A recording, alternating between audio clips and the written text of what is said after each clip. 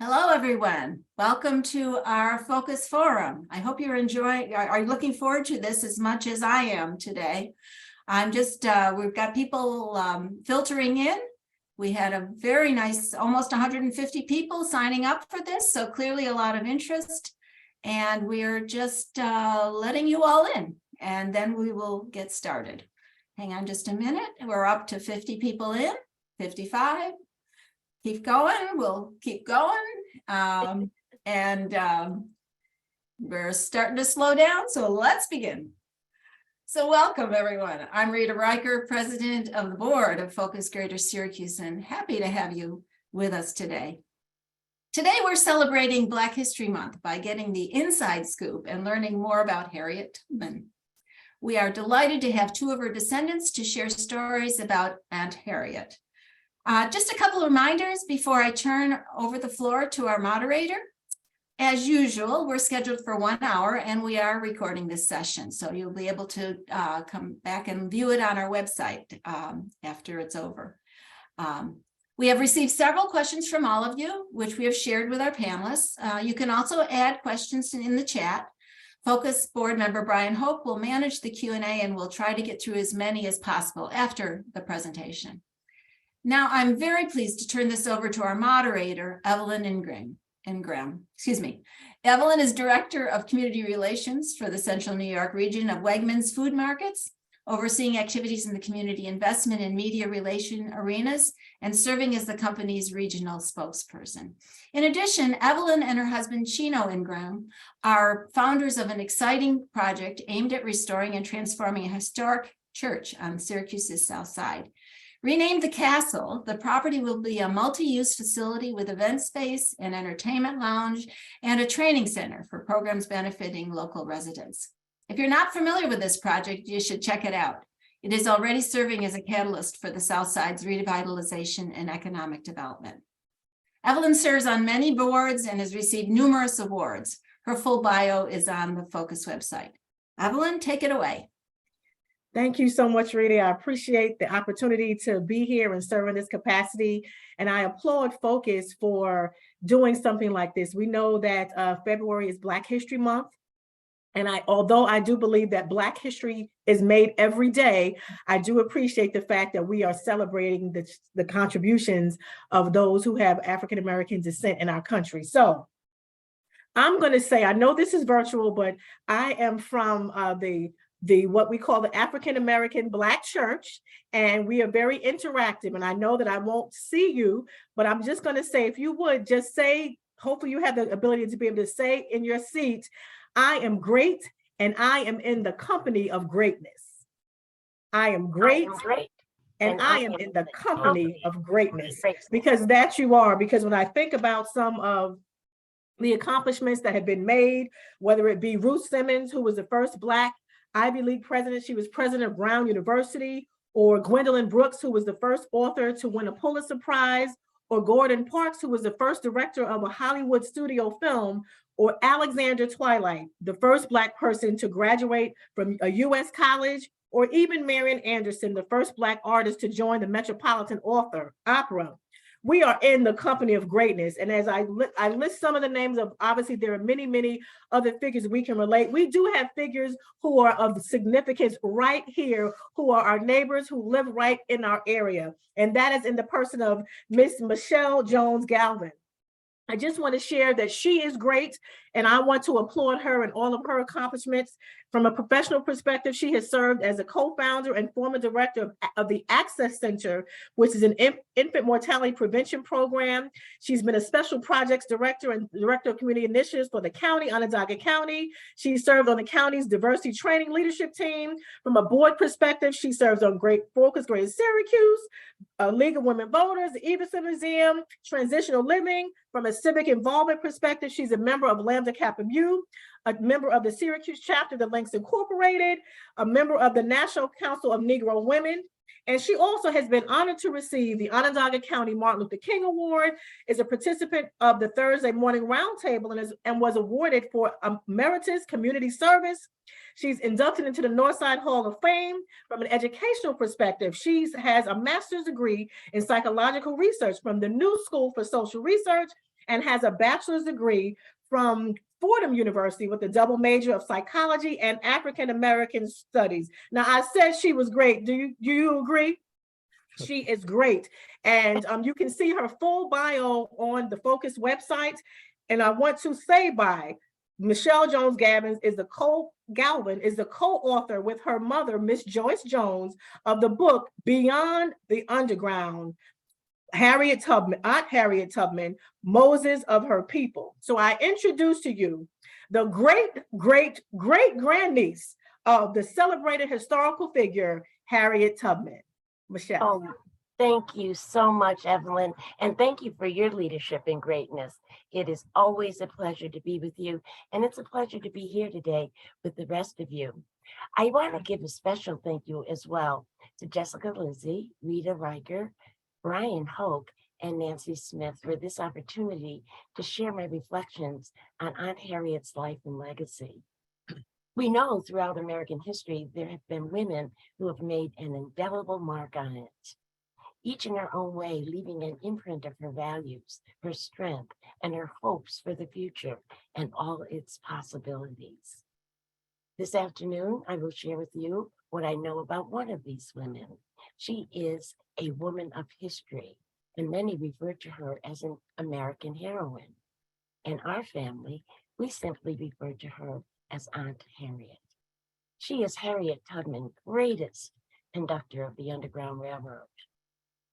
Harriet Tubman said to her freedom seekers, if you want to taste freedom, keep going. And keep going is what one does when chasing her dream. As I conclude my talk this afternoon, I hope all of you have a better understanding of the woman they called Moses of her people. As Evelyn said, I am the great-great-great-grandniece of Harriet Tubman. My 3 times great-grandmother, Sophia Ross Brown, was Harriet's sister. Now, I know that's a mouthful, but I am so proud to share with you my biological tie to Harriet Tubman. Many of you are familiar with Auburn, New York. Auburn is a very significant place in our family history. In fact, on the Auburn-Fleming line, Aunt Harriet lived there for 50 years at the family homestead located at 180 South Street Road. She bought 7 acres of land from her friend William H. Seward, Secretary of State under Abraham Lincoln. Years later, she bought another 25 acres. So can you imagine a former slave owning 32 acres of land that she called home right in our own backyard? In season, she had tens and tens of apple, peach, and pear trees. Her favorite fruit were the apples, and she loved so much to tend her vegetable gardens. And we know she raised chickens, geese, and hogs. Harriet could be seen walking as far south as Scipio, selling her fruit and vegetables. And our mother is fond of telling folks that her grandmother was born in 1866 in Aunt Harriet's house. My great-grandmother, my grandmother, and my mother were born in Auburn, New York. So let me tell you a little bit about how our family history journey began. Actually, it started with my mother's passion to find her biological connection to Harriet Tubman.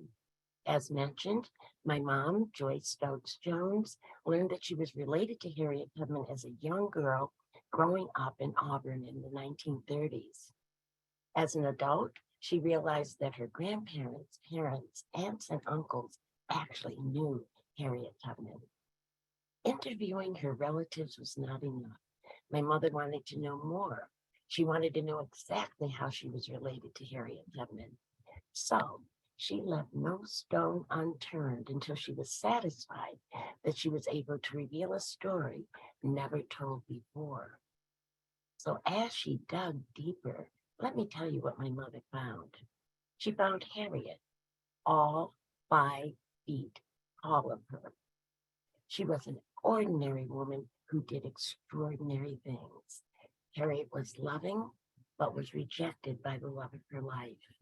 She feared no man or woman, but was obedient to her maker. She was brilliant, but unable to read and write. She owned property, but was not able to vote. She was compassionate, but did not take kindly to foolishness. Aunt Harriet was an abolitionist, liberator, humanitarian, and a patriot. Her service to others was a testament to her values and commitment to faith, family, fortitude, and freedom. At the end of the day, Harriet Tubman was an extraordinary woman because she was willing to sacrifice her own life for the cause of freedom. So as a young girl, her life was at stake when she was brutally bashed in the head with a 2-pound iron weight for refusing to help tie down a runaway slave. Later, Harriet Tubman's life was at stake when she decided to escape from the plantation to seek freedom. You know, Aunt Harriet said, I reasoned this out in my mind. There are one of two things I had a right to, liberty or death. If I could not have one, I would have the other, for no man should take me alive. I should fight for my liberty as long as my strength lasted, and when the time came for me to go, the Lord would let them take me. Aunt Harriet not only sacrificed her life, she sacrificed her love and security of her husband, her parents, and her siblings. She sacrificed it all for the chance to be free. Her life was at stake every time she made a rescue mission. She defied the law by rescuing scores of enslaved people. She liberated men, women, and children by bringing them out of the land of bondage to the land of freedom. Death lurked around every corner. I'm reminded of what one of my professors once said. You can only understand the motivation, the work, and the values of a person by understanding the historical era in which she or he lived. We often need to be reminded of the historical era in which Aunt Harriet lived, because with the passage of time and the promise of progress, we tend to, we tend to blur the reality of that historical period.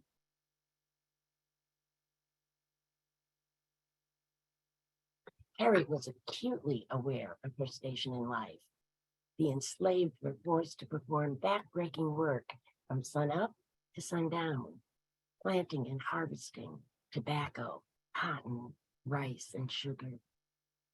Mostly they lived in squalor. They were not paid 1 red cent for that work. They had nothing to show for their labor. Prior to the Civil War, there were close to 4 million African slaves in the South. They were forbidden to hold property. They were forbidden to leave the plantation without permission.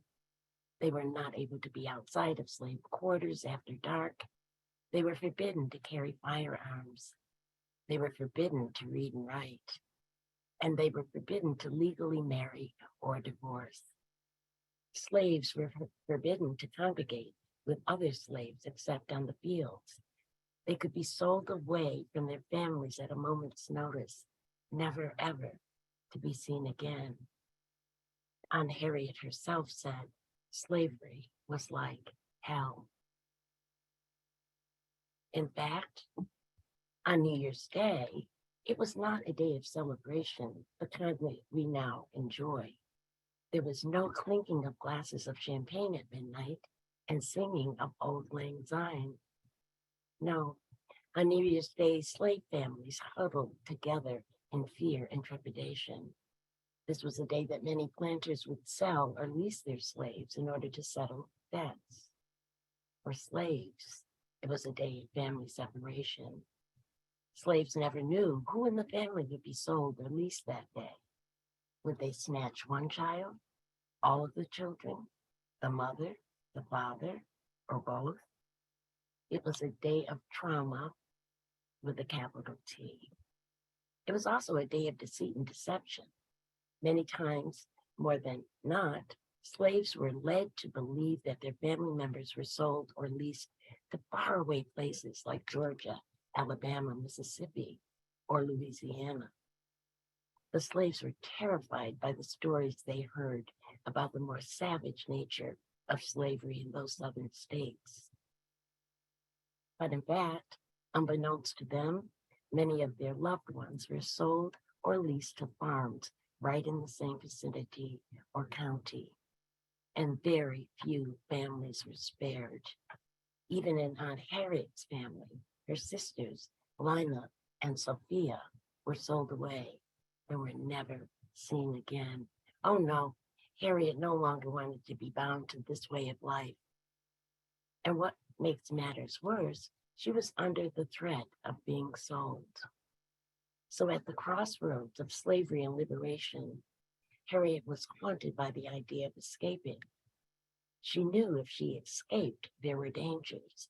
She could be caught, returned by her master, maimed or beaten to near death. At the end of the day, Harriet was determined to have freedom or death. She knew exactly what she was willing to die for. So by day, she followed the moths growing on the north side of trees. At night, she followed the North Star. Eventually, she made her way north to Philadelphia, Pennsylvania. She escaped, but at great personal sacrifice. She couldn't foresee the future. So in that moment, she knew she would lose those she loved most. Family meant everything to her. She did return to rescue her family, though, but she didn't have to. What made her go back to get her husband, her siblings, and her parents? It was not only her love for them, it was her compassion. She had a sympathetic consciousness of their distress. She had a desire to alleviate their distress. This was who she was. She was simply Aunt Harriet. She risked her life on every rescue mission.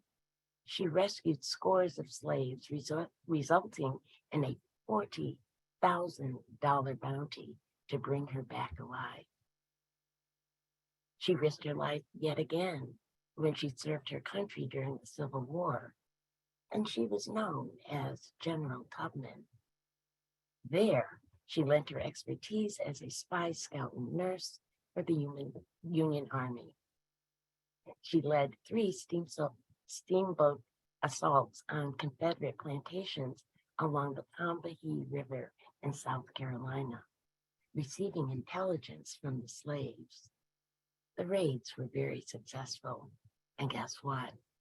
Another 700 slaves were freed. Now, who better to describe Aunt Harriet's sacrifice and work than her good friend Frederick Douglass, the great orator, humanitarian, and abolitionist? He wrote, "Dear Harriet, most that I have done and suffered in the service of our cause has been in public. You, on the other hand, have labored in a private way. What you have done has been witnessed by trembling, scared, and footsore bondsmen and women, whom you have led out of the house of bondage, and whose heartfelt "God bless you" has been your only reward. I know of no one who has willingly encountered more perils and hardships to serve our enslaved people than you have. Much that you have done would seem improbable to those who do not know you as I know you." This is who she was. She was simply Aunt Harriet. Well, Aunt Harriet's service to others and her compassion forced her lifetime and certainly went beyond the Underground Railroad and the Civil War. In 1896, along with Ida B. Wells, Mary Church Terrell, she co-founded the National Association of Colored Women. This organization focused on women's suffrage, desegregation, job training, and education, and Aunt Harriet was about 75 years old at that time. In 1908, she founded the John Brown Home for the Aged and indigent colored people in Auburn, New York, the first nursing home for Blacks in Central New York. She named the home after her good friend and kindred spirit, John Brown. Aunt Harriet was about 87 years old at that time. She was devastated by John Brown's death at Harper's Ferry. Having taken ill, she did not join him as planned, but she said she had a premonition or a vision, which she said forecasted his death. Sadly, Aunt Harriet spent the last year of her life at the John Brown Home for the Aged. Harriet Tubman Davis died in Auburn on March 10, 1913, and she was buried with military honors at Fort Hill Cemetery. Someone wonders whether Aunt Harriet attained the freedom that she dreamed of and hoped for. Well, beyond all of the sacrifices, obstacles, tragedies, hard work, and hurt, Aunt Harriet still hoped for, lived for, strive for that which we all want: life, liberty, and personal happiness. If we take a page out of Harriet Tubman's playbook, she would encourage each of us to take action when we see injustice. She would say, "Don't talk to me about it. Do something about it." So let's remember Harriet Tubman for her compassion, courage, bravery, service to others, and her commitment to faith, family, fortitude, and freedom. And in the spirit of Harriet Tubman, remember, she leaves us all a legacy of compassion, service to others, activism, and just as importantly, hope.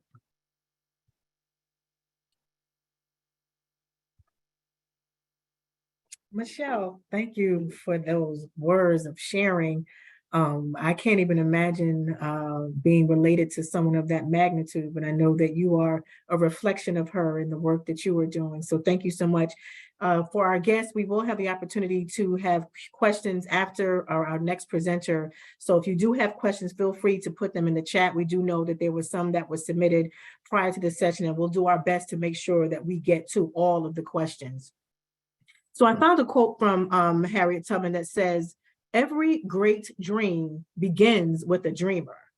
Always remember, you have the power within, the strength, the patience, and the passion to reach for the stars, to change the world." And here we are today, speaking with people who are changing the world. And our next presenter, Mr. Marc Jones, is a visionary. Marc had the foresight and skills to found a multi-award-winning company called Dressing Apparel, which designs and manufactures his own brand of athletic appeal. Marc is a leader. He's an experienced chief executive officer with strong business development skills, sales, and marketing skills. Mr. Marc is educated. He's a graduate of Christian Brothers Academy and a graduate of the University of Tennessee, where he graduated with a degree in psychology. Mr. Marc is an athlete. He was an all-state and all-Northeast U.S. running back his senior year in high school. He also played in college and had the opportunity to play professionally in the German Football League. Mr. Marc is an inventor. He's an inventor of a novelty product called Fan Hands, which is something that enhances the sound of the clap for fans at sporting events. Mr. Marc is a community advocate.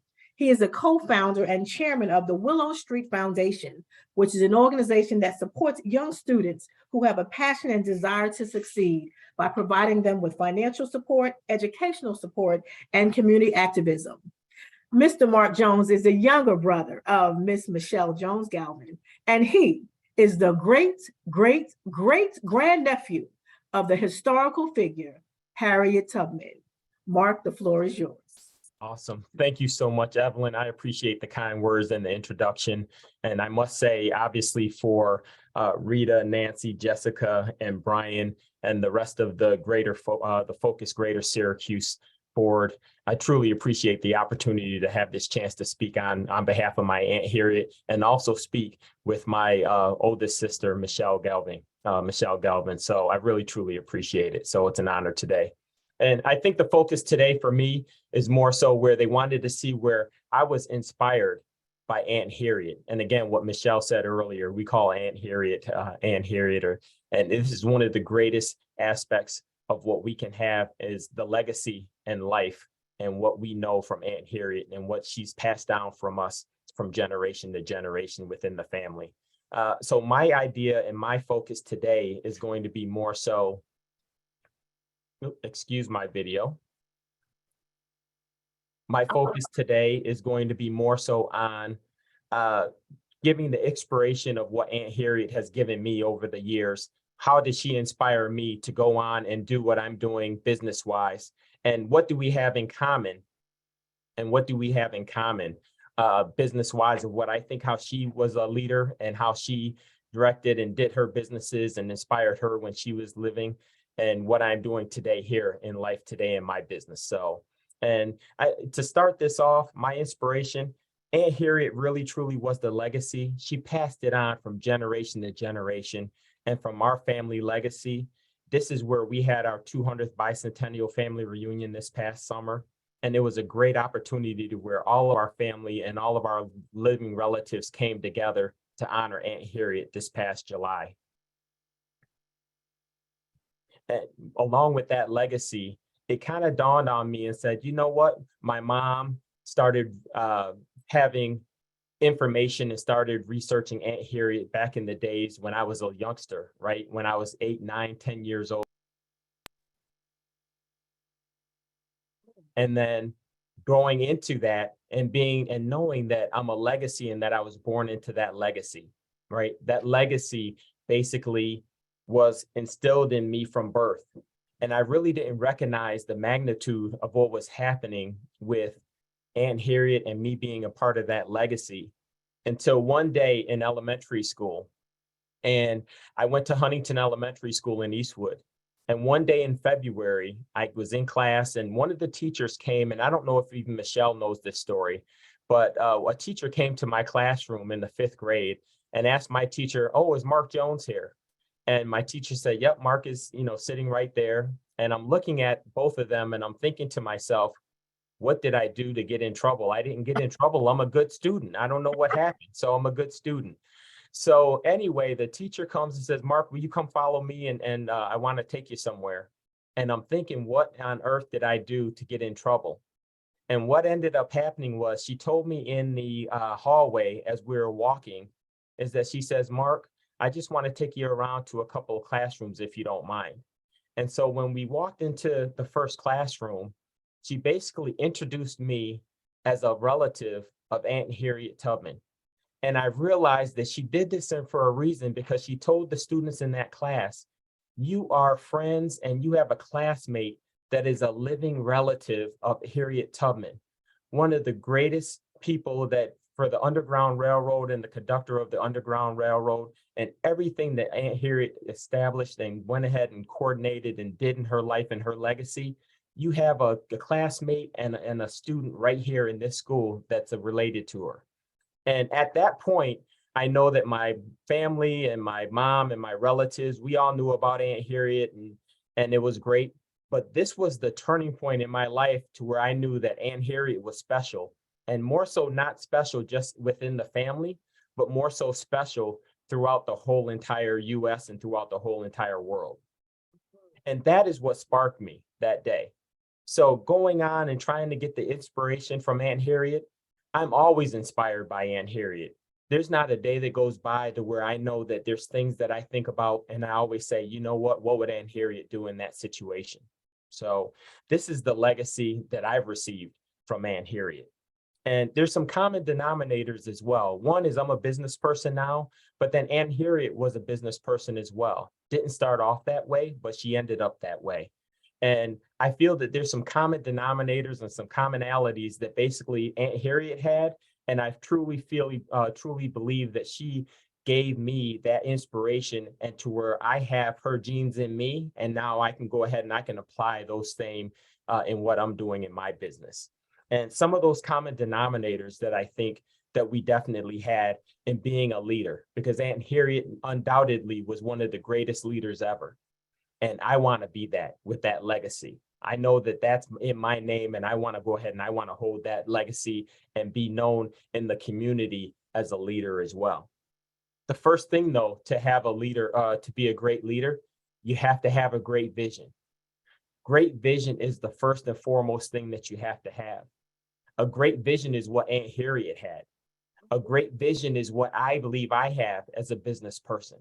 But the thing is, in order to be a great leader and in order to have a great vision, you have to have people buy into that vision.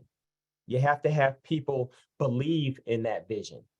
And that's what Aunt Harriet undoubtedly had. She really, truly had people, her followers, people that believed, would run through a wall for her, would have faith, undoubted, no faith, and all the faith in the world that she was going to go ahead and she was going to lead them to whatever that they were going to be led. Aunt Harriet, that great vision.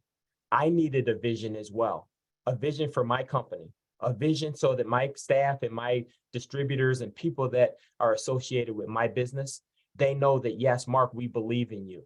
We're going to go ahead and we're going to walk arm in arm in battle with you. That's the same resourcefulness that Aunt Harriet had. I truly believe that is what we've gotten together, or obviously my Aunt Harriet and myself, and what we truly have in common. That greatness of being a true leader and having that great vision. The next common denominator, Aunt Harriet and what she did, everything that she accomplished was basically planned out. She had to kind of strategically plan what she was doing. Now, today in my world, I call it strategic planning.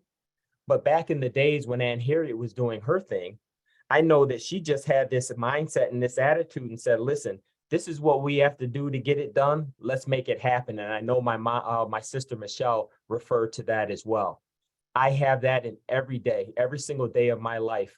I have that same effect, same aspect of what we're going to do. We're going to go ahead and we're going to accomplish this plan. We're going to see it through, and we're going to go ahead and we're going to make sure that we achieve those goals at the end. Aunt Harriet had the same exact thing that I have now, but she had it back in the foresight of where she was trying to go and direct people. Strategic planning. What she not just had the main plan, but then she also had to have a backup plan to the backup plan. Because what happens when something happens to plan A and plan B, she had to go to plan C, but simultaneously at the same time so that she can go ahead and she can keep on moving forward. Okay. So the first two commonalities obviously is having a great vision and then obviously being a great planner. I say strategic planning, but she was a great planner. The third, in which I think she was the most and the best leader in this aspect of it in her life, is because she really truly overcame obstacles. Every single day she had obstacles that were coming across her path. Every single day she had obstacles that she knew that she had to overcome. That is another commonality that both Aunt Harriet and I really truly believe in. I think that's one of the success markers that I have in my life in business, is that I'm always able to maneuver around the obstacles and figure out a solution so that I can either go over, around, or under, and then still get back on my same path so I can keep on moving forward, right? And that's one of the things that I always talk about when I'm going out and doing other speaking engagements. I say, listen, I'm always moving upward and onward, right? I'm always trying to find a way to keep on moving upward and onward. That is another thing that Aunt Harriet did well. Overcome the obstacles so that she can keep on moving forward, right? My sister Michele said, never stop. That was Aunt Harriet, right? Keep going and never stop. That's me. I always keep going. I always move forward, and I always find a way to overcome those obstacles so that I can keep on moving forward in my business. And she had the same trait. Another trait, basically, leaders have to go ahead and accomplish their goals.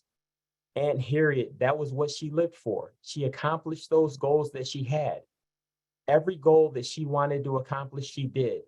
And a part of that whole mindset and accomplishing goals, you had to have the vision. You have to have the strategic plan. You have to overcome the obstacles. But one of the things that you really truly have to have is the mindset. The mindset truly has to be there in order for you to be successful in what Aunt Harriet did and how she was successful, and how I am today in my business. The mindset truly is critical. It's a critical component of what a leader has to have in order to be successful. Great vision, obstacles, strategic planning comes down to that mindset. And how are you going to get it done? Am I going to overcome those obstacles? Am I going to sit down and plan out that strategic plan? How am I going to be able to move forward? The mindset is very, very key in order to be a successful business person. And that's where Aunt Harriet started when she was enslaved as a slave, but then also as a free woman as well. Okay. She had that mindset, that nonstop mindset that, yes, I'm going to keep on moving forward. I'm going to keep on doing it. My sister Michele mentioned that she founded these groups and started businesses when she was older in life. Whoever in their mind would think that they would start a business at 70 something years old or 80 something years old? Who? My Aunt Harriet. She's my heroine. She's the one that really truly inspires me. And with her genes, knowing that they're in me, that's all the motivating factor that I need to go ahead and keep on moving forward. Overcoming obstacles, like I said, if Aunt Harriet could overcome the obstacles that she had to overcome when she was living in the time period that she did, then I know that I can definitely overcome the obstacles that I have today with all the help that I have today.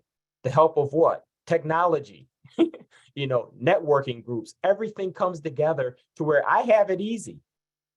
So when I say that I have to overcome obstacles, it's a lot easier now for me to do that versus what Aunt Harriet had to do and have her overcome the obstacles back when she was maneuvering and getting through all the ones that she had to get through. That is what made her successful. True leaders truly not just lead in life and lead in business, but they also lead in community. That's where Aunt Harriet was. That's where she was successful as well. And that's what was in her heart. Aunt Harriet wanted to be a leader, but she also wanted to be a leader in the community by helping service others. That's what I truly want to do as well. So servicing others is always reaching your arm down and trying to help somebody and pull them up to where that they need to be. Motivate people, help people. Have true candid conversations with people. That's what Aunt Harriet did. A lot of people don't realize that. Aunt Harriet was a person that really, truly was passionate about what she did, but she always wanted to help others. And if that was to motivate people and tell them that basically this is what you need to do, and they really, truly didn't want to hear it, then she would force them to go ahead and say, listen, I need to go ahead and I need to help you and get you moving so that you can keep moving forward. That was one of her assets. And that's what I feel that I have.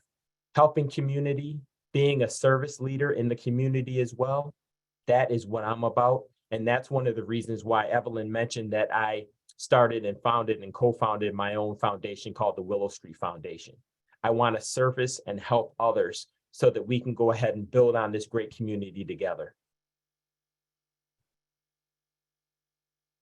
I personally believe that following Aunt Harriet's footsteps in leadership, not just in business, but in life and community, but also the people and the environment that we're around. Helping others, not because we have to, but because we want to. That's the key. We want to help each other, not because we have to, because we want to. I can tell you right now, where I am in business and how successful I am right now at this point, it's because I know that good things are happening to me because I'm getting it back in return because I'm helping others. And it really, truly is a blessing. And Aunt Harriet did the same exact thing, not just for the Black community back then. She helped everybody that needed help, depending on it didn't matter what color that was coming to her for help, she helped those certain individuals. And that was one of the greatest components that I love about Aunt Harriet. She wanted to help just the service and the community as a whole. And that's what I want to do as well. I feel that one is, I'm a self-oriented, goal-oriented leader, right? That's creating a legacy that's not even going to come close to what Aunt Harriet has created. She has a worldwide legacy. I'm just trying to establish a legacy here in central New York and in the US, but she has a worldwide legacy. I am so happy and so privileged to be her great, great, great grandnephew, that it really, truly is an aspect of my life that, again, I was born into, but now I know I have the responsibility to take and have that legacy keep on going, not just to my kids, but to their kids and to their kids after them, so that we can keep this generational wealth and generational leadership from what Aunt Harriet started and even before her and our previous relatives, and keep that going so that we can have that as our family legacy. So all in all, my inspiration for Aunt Harriet is the love of service, the love of community, knowing that when we need to help others, we will. And that when we want to be that person that needs to take that leadership and go ahead and have others follow us into a positive direction, so that we can know every single day that we're doing the best that we can do. Aunt Harriet didn't tolerate a lot, but she knew one thing. She knew that she wanted freedom. And freedom is what all of us need. And all of us have to have that aspect of our life so that we can have freedom in whatever direction, in whatever way that we want to have it. So I thank you so much for this time. I look forward to the question and answer session. And I'm very, very excited or whatever about the opportunity to speak in front of everybody today. Thank you. Marc, thank you for your words, and I applaud you for not just allowing your legacy to just be something that you read about, but you're putting it into action with all of the things that you're doing, and I really applaud that. So all I will say is, Marc and Michele, can I be y'all's cousin? Yeah. Yes, you can. Yes, you can. Yes, you can. So we have plenty of questions, and I know Brian is going to facilitate that portion for us. But I do want to mention that in the link, if you would like to purchase Michele's book that she's co-authored with her mother, the link is actually in the chat. Nancy Smith did put that in the chat, so feel free to utilize that link. So Brian, I know, again, I'm seeing all the questions. We have some in the chat. We're just going to try to get through as many as we can. Thank you, Evelyn. And thanks to our panelists. Obviously, this is great. I could have spent another couple hours listening to you all, and I'm sure you have more to say, constrained by the time. Thanks certainly to all our attendees joining us here today. We did have questions sent in advance. We don't have a ton of time, but I'll try to group them by some common threads. Unsurprisingly, living where we do, people are interested in, why did she settle in Auburn, right? What brought Aunt Harriet to our neck of the woods, if you will? Love to hear more about that, if you would. Yeah. I think I can at least attempt to answer that. Most people don't know that Aunt Harriet actually lived in St. Catharines, Ontario, Canada, before she settled in Auburn, New York. But it's through her friendship with her good friend, William H. Seward, that she was able to purchase property in Auburn. He owned a lot of that land at that end of Auburn, and he allowed their friendship to really blossom into this arrangement where she, even before the Civil War, I believe it was about 1859, actually brought 7 acres of land, and that is at 180 South Street Road. It's still there. Her home is still there, and I believe it's that relationship that brought her to Auburn. That's fascinating. So her relationship with Seward predates his serving in the Lincoln administration. Yes. Oh, that's interesting. Wow. Oh, Yeah. cool. That's great. Marc, did you want to come in on that? I just want to make sure I don't cut anybody off. No, I think Aunt Michele answered it. So, yep, we're all set. Thank you, though. I appreciate it, Brian. Very good. We did have quite a few questions on if there would be materials shared. As Evelyn mentioned, we'll make sure the link to the book, the wonderful book, authored by Michele and her mom, is up there, as well as anything else we can share when we publish the video for this to the Focus website. Stay tuned. That should just be a couple of days. we had a few questions in common, a few repeated questions about the role of faith in Harriet Tubman's life. I wonder if you'd care to comment on that, please. Well, Michelle, you want to go first, and then I'll add my input after. Okay, well, let me just tell you, one of her very good friends, Thomas Garrett, has written about Aunt Harriet and her faithfulness. And what he said is that, and he knew her very well, as a matter of fact, assisted her on many of her rescues, that she said to him that she talked to God every day. She didn't use the word pray. She didn't say I pray every day. She said, I talk to God every day and he talks to me. Now, what she didn't mean that he was talking to her verbally, but what she felt is that she had this relationship with God where he would give her a knowing. He would give her a knowing about what to do, when to do it, how to do it. And so that's one of the things that, you know, we just now understand about all of her work, that she really felt that she was being ushered or put to that work through God's providence. And Michelle, that was true throughout her life, or was there a period? Oh gosh. Yes, it was true throughout her life. And she was known to go to many different churches. She didn't go to just one. She would go to the Presbyterian church. She would go to this church. She went to Bethany Baptist Church here in Syracuse at its original location. She loved God. She loved, and actually it really comes from her background. Her father was a preacher. And so she came up in a God-loving and God-fearing home, and it just stayed with her throughout her entire life. Interesting. Mark, did you want to come in, sir?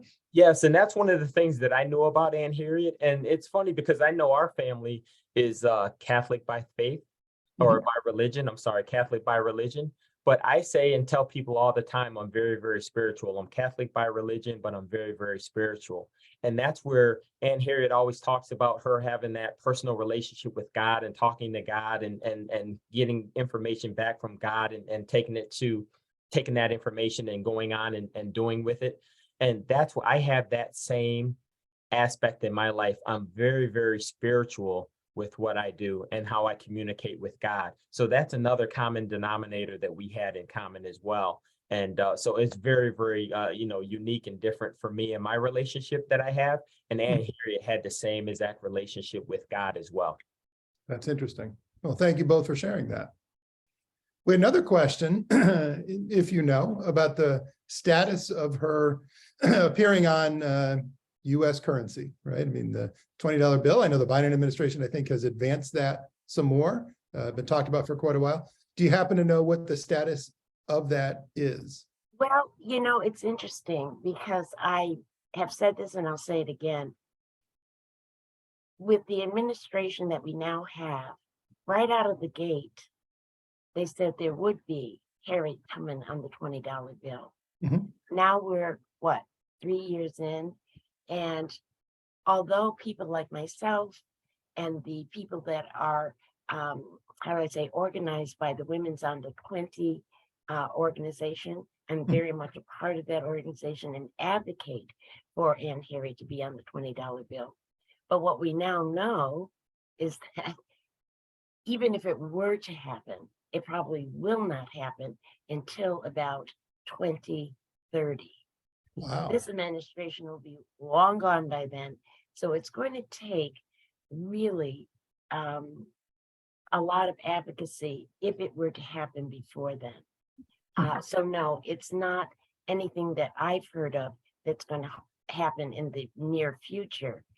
It should happen in the near future, but it's being estimated now by the Treasury Department by the time they do all the security features and all the different things that need to be on a new US note, including a tactile feature for people who are blind or visually unable to read their money. All of that has to be settled and brought together before anything like a $20 bill with Harriet Tubman's face on it. And so it looks like it's in the offing. Interesting. Well, thank you for sharing that. And I know we don't have much time left, but I'll ask one more question. Jim had submitted a question in advance, and thank you to everybody who did, and apologies we couldn't get to all of them.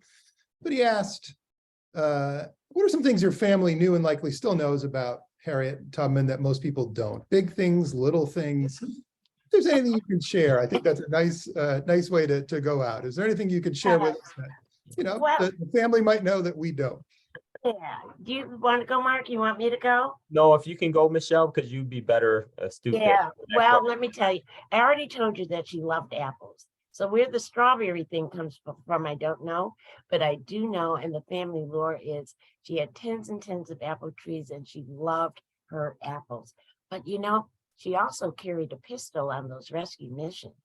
So she wanted to make sure that the brood was not attacked, but also if there was someone in the group that she was leading out, she refused to have anybody, even her people that she was taking, have any one of them at all chance or make that rescue not happen. So she was willing to basically shoot whoever was the problem person. Anyway, she also, listen to this, she was a great storyteller, and I think I get that gene. I will agree with that. She's a great storyteller. She loved to sing. She loved to sing. And I remember in part of the research we did on her, there was this old man that said he remembered her from when he was a little boy. And he was at one of the churches in Auburn that she would frequent. And she loved the song. What was the name of that song? Come on board, little children. Come on board, little children. She loved that song. And also, and just to kind of add another dimension, it's written about, she talked about it, and it's pretty known that she frequently had premonitions and visions. And a lot of people don't believe in that kind of thing, but she believed in it. She felt she had it, and she expressed this and her dreams and visions to other people quite often. Interesting. And I think that's about it that I can think of. That's a perfect timing. We're just about out of time. Apologies to everybody for not getting to all the questions, but thank you, Marc and Michele, so much for being here. I certainly enjoyed it a ton. Evelyn, back to Thanks, you. Brian. Thanks. I think you have ESP because as I was looking at the list, you literally were asking the same questions that I would have asked. So I think it was great. So again, thank you so much to our presenters. We're excited to have had you. This session has been so informative and inspiring. So we're thankful for that. Thank you for allowing me to serve. And I'm going to leave with this. To all of the participants who are here today, who took the time to spend this 1 hour with our panelists who are descendants of the historical figure Harriet Tubman, I say to you, dream like Martin, challenge like Rosa, lead like Obama, believe like Thurgood, speak like Frederick, write like Maya, dare like Shirley, educate like W.E.B., and inspire like Harriet. Thank you for coming. Rita? Thank you, Evelyn. Thank you, Michele and Marc. How great. And Marc, I have to say you overcame obstacles with that video seamlessly. So congratulations on that. You're welcome. That's what I do. So Brian, as always, thank you for the Q&A management. Apparently, our audience can't see the chat, so we will be sending out the links that we've promised when we send out the notice of the videos being posted. So I apologize for that. Again, we will be posting the forum on the Focus website in the next day or two.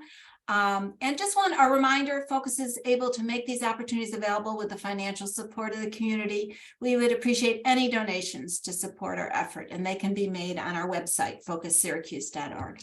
Have a great day. Have a great holiday weekend, and thank you so much. thank you, everyone. Bye-bye. Thank you, everybody. Bye. Wait a minute. Great job, y'all. Oh, thank you. And great job to you too. I Thank you love so the much. way you're able just to pick up and take us here and take us there and That's my wonderful. shirt stuff. Thank you. Thank Thanks, you. Oh, Michelle. no, Thanks thank for you. that. That was wonderful. Thank you That's so great. much. Inspiring. Yeah. So, well, Michelle, I'll see you tomorrow. And Rita, I'm sure I'll see you soon somewhere. Yeah, yeah. Take care. Thanks Take again. care. Bye-bye. Okay. Talk Bye. to you later. Bye-bye.